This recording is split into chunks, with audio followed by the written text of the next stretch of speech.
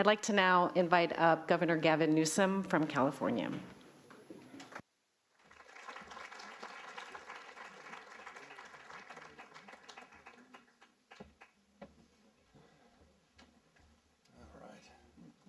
Thank you, Madam Mayor. Merci. Hello, everybody. We got it. All right. My name's Gavin Newsom. I come from a state you may have heard of, California, in the United States, the most diverse state in the most diverse democracy in the world. California is a state of dreamers, of doers, of entrepreneurs, of innovators. At our best, we pride ourselves on being on the leading and cutting edge of new ideas. We're a state where 27% of its population is foreign-born, a majority-minority state, a state that's proud to have been the home state of the founding papers of the United Nations. We're a pluralistic state that practices pluralism.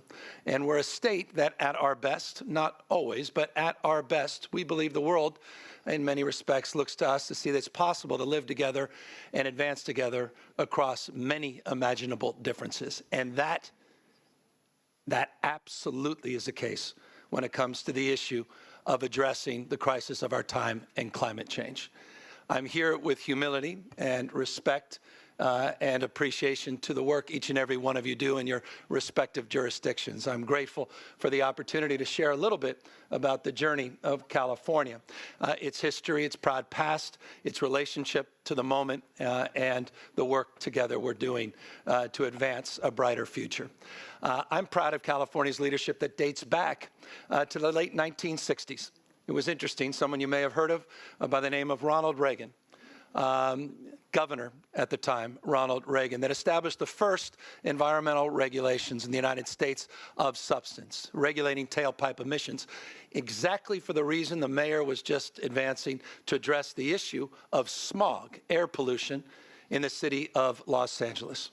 1967 marks a moment of consciousness as it relates to a fortification of sorts of the modern environmental movement in the United States of America. Just 3 years later, interestingly, another Republican leader in the context of American politics by the name of Richard Nixon, President Richard Nixon, through the Clean Air Act, codified California's authority and allowed California to maintain its leadership, where it allowed us to punch above our weights in terms of advancing our low-carbon green growth future.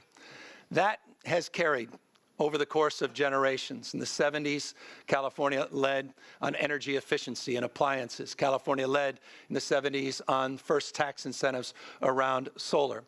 California continues to lead in a myriad of different areas. But we recognize, despite that leadership, the acuity of the crisis at hand. The hots are getting a lot hotter. The dries are getting a lot drier. The wets are getting a lot wetter. The extremes, not just extremes in Mother Nature, as the mayor was referencing, the extremes in our politics as well. And it marks the moment, in many respects, we're in. How do we together address those extremes? It's not lost on me. There's a wonderful old African proverb that says, if you want to go fast, go alone, but if you want to go far, go together. Our consciousness in the context of addressing this crisis is the framework of partnerships, advancing partnerships, an open hand, not a closed fist. And we are beginning anew to advance with vigor partnerships at the subnational level all around the globe. We're part of an MOU under 2, many of you are associated with, now 270 jurisdictions around the world, subnational jurisdictions representing 50% of the planet's GDP. In the United States, we're part of an alliance of bipartisan governors, 24 that represent over 50% of American population, with the U.S. Climate Alliance, that allow us to maintain our leadership regardless of what happens at the federal level. And if there's anything I want to impress upon you, is the stability of California's relationship to the issue of changing the way we produce and consume energy and the issue of environmental stewardship, regardless of what happens at the national level. We are a trusted and stable partner.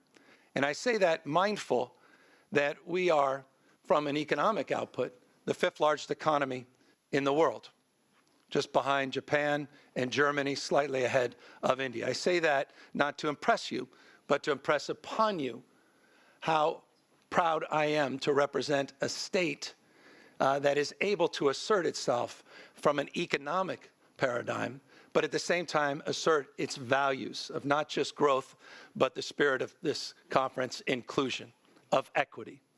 California has led in many areas, and one area in particular, our cap and trade program, $11 billion of completed programs since, Sister, the 2014 convening, 76% of the investments have gone back into low-income communities. We write equity into the laws. We write equity and inclusion into the work we do each and every day. But we're also writing in this moment a deeper level of consciousness, and that is calling this climate crisis what it is. The climate crisis is a fossil fuel crisis. The climate crisis is a fossil fuel crisis. It's because the burning of coal, the burning of gas, and the burning of oil. And with respect, and forgive me if this comes off a little too harsh, it's been said, and I'll repeat it, the polluted heart of the climate crisis are these fossil fuel companies that have been lying to us. They've been deceiving us. They've known the science. They've denied the science. They've delayed advancement. We have the tools, we have the technology, we have the capacity to address this issue at a global level, a scaled level, and they've been fighting every single advancement. And we have got to call that out. And I appreciate it. And at peril of further alienating some, I have to call this out as well. I don't want to talk in the paradigm of political consciousness. I mentioned 2 Republicans, but let me mention one other. Former President Donald Trump, who just last week, I never thought I'd see this. I've heard it, but I've never seen it. Donald Trump just last week had oil executives convening, talking about his election. And he openly asked them for $1 billion to roll back the environmental progress of the Biden administration, the environmental progress that we've made over the course of the last half century. Open corruption. $1 billion to pollute our states, to pollute our country, and to pollute this planet, and to roll back progress. In the open. This is the moment we're living in, and it calls for clarity, and it calls for understanding of what we're up against. And so I'm very proud of living in a state that is pushing back against that agenda to roll back progress, frankly, to roll back a lot of the progress of the last century across the spectrum of issues, not just environmental stewardship, and to assert ourselves and stand tall, again, in the principles of partnership. And I'll close on this. I'm very proud as well, and I think this is important, that California is exceeding its audacious goal setting. And I want this to be said because I think it's important to promote the progress, to also promote optimism as it relates to this issue, as we deal with so many of these challenges. In every single instance, California has exceeded its nation-leading environmental goals.